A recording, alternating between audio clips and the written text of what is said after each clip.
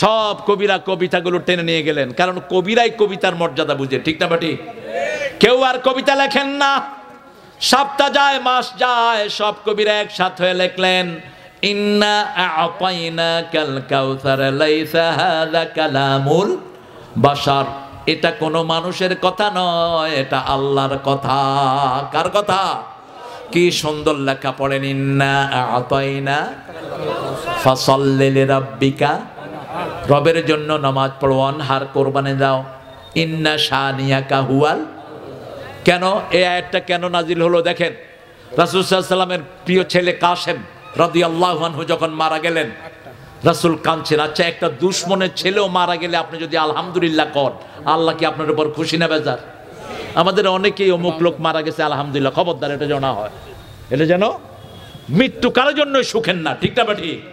আপনি তাকে কষ্ট দিলেন, কিন্তু তার পরিবারকে কষ্ট দিলেন কেন আপনি? রাসূল সাল্লাল্লাহু আলাইহি ওয়াসাল্লাম যারা দান করে তাদেরকে বলেছেন এরা আল্লাহর ওলি হয়ে যায়, সুবহানাল্লাহ। আল কাসিব আস-সাখী ওলিউল্লাহ, যারা দানবীর এরা আল্লাহর ওলি, আর যারা বখির এরা আল্লাহর কি? জোরে বলেন, দুশমন হয়ে যায়। আল্লাহ আমাদেরকে দুশমনি থেকে হেফাজত করে। আমরা প্রতিদিন কিছু দান করব। দানের চেয়ে বড় নেয়ামত আর কিছুই নাই। মুমসিকান খালাফান, মুমসিকান তালাফান। রাসূল বলছেন যে দান করে তার যেটা খরচ হয় ওর 700 গুণ আল্লাহ দিয়ে দেন, আর যে ধরে রাখে তাকে ধ্বংস করে দেন কে?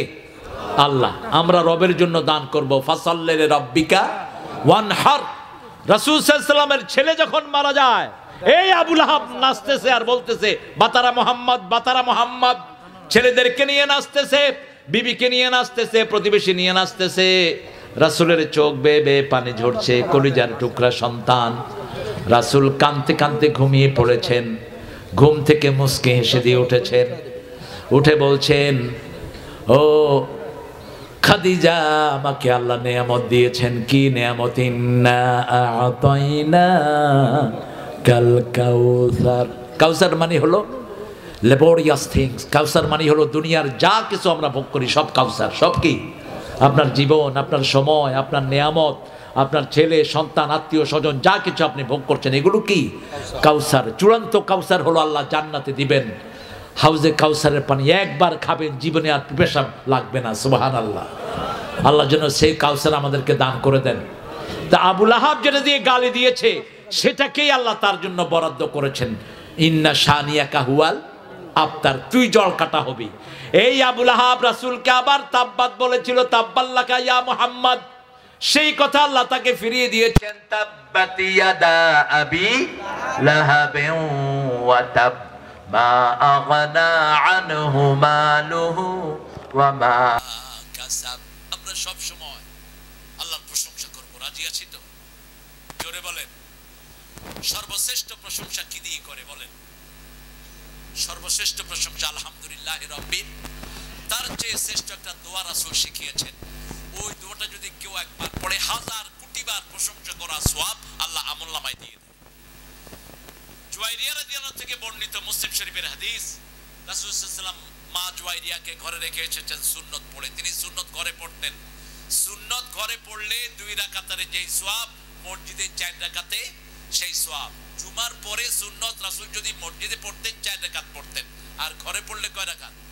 2 রাকাত পড়তেন। রাসূল সাল্লাল্লাহু আলাইহি ওয়াসাল্লাম বলেছেন ঘরের নামাজ শ্রেষ্ঠ নামাজ পুরুষের জন্য ফরজ ছাড়া। পুরুষ ফরজ পড়বে মসজিদে, আর সব নামাজ কোথায় পড়বে? মসজিদের নববীতে 1 রাকাত নামাজ পড়লে 1000 রাকাতের সওয়াব। তাও রাসূল সেখানে সুন্নত নফল পড়তেন না, কোথায় পড়তেন? ঘরে পড়তেন। জুয়াইরিয়াকে রেখে এসেছেন রাদিয়াল্লাহু আনহা। রাসূল সাল্লাল্লাহু আলাইহি ওয়াসাল্লাম মসজিদে এসে ফজর পড়তেন। ফজর কখনো 80 আয়াত, কখনো 90 আয়াত, কখনো 120 আয়াত, কখনো 160 আয়াত পর্যন্ত 2 রাকাতে পড়তেন রাহমাতাল লিল। শুধু অসুস্থ কেউ হলে ছোট করে দিতেন, ছোট বাচ্চা আসলে ছোট করে দিতেন। তো রাসূল সাল্লাল্লাহু আলাইহি ওয়াসাল্লাম সালাত পড়তেন, সালাতের পরে খই খেতেন। কি খেতেন? কাঁচের একটা বাক্স ছিল। আমরা মুড়ি খাই না, এক বন্ধু কোচের ভিতরে মুড়ি রাখে, 2-3 বন্ধু সেখান থেকে নিয়ে নিয়ে খায়, এরকম ইতিহাস আছে না নাই? এটা একটা মজা। রাসূল একটা কাঁচের ভান্ডের ভিতরে খই খেতেন। খড়, পপকর্ন বলি না আমরা, কি পপকর্ন না পপকর্ন, যাই হোক আপনারা বুঝলেই হলো। তো রাসূল এটা খেয়ে এশাকে নামাজ পড়ে মসজিদে এসে দেখে, ঘরে এসে দেখে মা জুয়াইরিয়া পড়ছেন সুবহানাল্লাহ আলহামদুলিল্লাহ আল্লাহু আকবার লা ইলাহা। এবার রাসূল বলছেন, জুয়াইরিয়া এতক্ষণ পর্যন্ত পড়ছো? কয় হ্যাঁ, আর কি করব? বলছে, শোনো জুয়াইরিয়া, একটা দোয়া শিখিয়ে দিচ্ছি, একবার পড়বা 1000 কোটি বারের সওয়াব আমলনামায় উঠে যাবে। রাসূল ওই দোয়াটা ফজরে 3 বার পড়তেন, মাগরিবে 3 বার। মাগরিবে কয়বার? 3 বার। আর যোহরে, আসরে, এশায় একবার পড়তেন রাহমাতাল লিল। সেই দোয়াটা আমি আমার সব ওয়াজিব শুরুতে পড়ি। পড়েন সুবহানাল্লাহি ওয়া বিহামদিহি আদাদা খালকিহি ওয়া রিদা নাফসিহি ওয়া জিনাতা আরশিহি ওয়া মিদাদা কালিমাতি। ব্যাখ্যা করব? কষ্ট হচ্ছে? একটু জোরে বলেন তো আল্লাহু আকবার।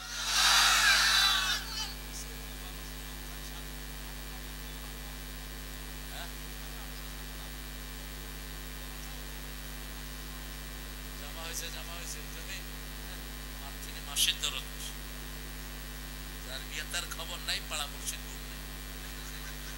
ওই বেটা কইতেছে আরেকখানে তুই আইছে, কইতেছে আমার ভাইরা দান কম দেয় না, আলহামদুলিল্লাহ বলে। দিনাজপুর রংপুরের মানুষের হৃদয়ও বড়। আমার কিন্তু অনেক আত্মীয়তা আছে আপনাদের রংপুরে, দিনাজপুরেও আছে, আলহামদুলিল্লাহ। শুধু লিচু খাই, লিচু আর আম। এখন তো চাপাইতে যেতে হয় না, এখন এখানে আম আছে না নাই? অনেক সুন্দর সুন্দর আম আল্লাহ দিয়েছে। দেখেন সুবহানাল্লাহি ওয়া বিহামদিহি, সুবহানাল্লাহ কয়বার বললেন? একবার। আদাদা খালকিহি, আল্লাহ আপনার সৃষ্টির সংখ্যা যত এত সওয়াব দিয়ে দেন। সৃষ্টির সংখ্যা কত এটা আল্লাহ ছাড়া আর কেউ। 18,000 মাখলুকাত মিথ্যা কথা। মাখলুকাত যে কত জানেন কে? যেমন মাটির নিচে আপনারা খুঁজলে কেঁচো বের হয়, কি বের হয়? এরপরে বের হয় পোক। পোক কত প্রকার। পানিতে যখন মাছ ধরেন, জালের সাথে উঠে মাছ, ছোট্ট ছোট্ট শামুক, তারপরে বোধহয় পোক নাই। হাজার হাজার পোক আছে না নাই? আবার দুনিয়াতেও আছে, জান্নাতেও, জাহান্নামেও বিভিন্ন সৃষ্টি আছে না নাই? রাসূল দোয়া করলেন, আদাদা খালকি, আপনার যত সৃষ্টি যত জায়গায় আছে সুবহানাল্লাহ একবার পড়লাম, এই সকল সৃষ্টি পড়লে যা সওয়াব হয় আমার আমলনামায় সেই সওয়াব দিয়ে দেন। আদাদা খালকি ওয়া রিদা নাফসিহি, আপনি সন্তুষ্ট হলে যতটুকু হয় ততটুকু দেন। সূরা তওবার ভিতরে আল্লাহ বলছেন, রিদওয়ানুম মিনাল্লাহি আকবার, আল্লাহর সামান্য খুশি দুনিয়া আখিরাতের সব সৃষ্টির চেয়ে অনেক বড়। আদাদা খালকি ওয়া রিদা ওয়া জিনাতা আরশি, আপনার আরশ যদি ওজন করেন, আরশ কত? বলেন তো আরশ কত? আল্লাহ বলছেন, আল্লাহর হাবিব বলছেন, প্রথম আকাশ দ্বিতীয় আকাশের কাছে হাতের রিংয়ের মতো, হাতের রিংয়ের মতো। দ্বিতীয় আকাশ তৃতীয় আকাশের কাছে হাতের রিংয়ের মতো। তৃতীয় আকাশ চতুর্থ আকাশের কাছে এই 7 আকাশ আরশের সামনে ছোট্ট রিংয়ের সমান। এখন চিন্তা করেন আরশটা কত ওজন। আল্লাহর হাবিব বলছেন, আরশ ওজন করলে যত সওয়াব, এত সওয়াব একবার সুবহানাল্লাহ পড়েছে আমার আমলনামায় দিয়ে দেয়। সুবহানাল্লাহ বেশি জোরে হলো না? এরপরে বলেছেন, মিদাদা কালিমাতি,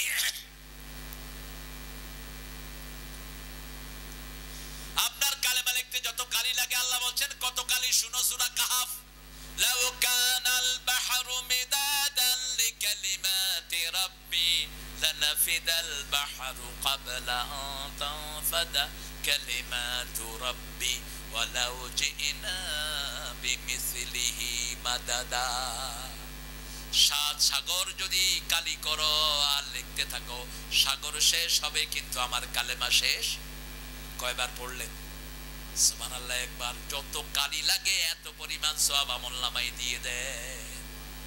পড়বেন তো? পড়বেন তো? এবার শেষ মেসেজ দিয়ে যাই, 2টি মহাদেশ সাগরের তলে চলে যাবে।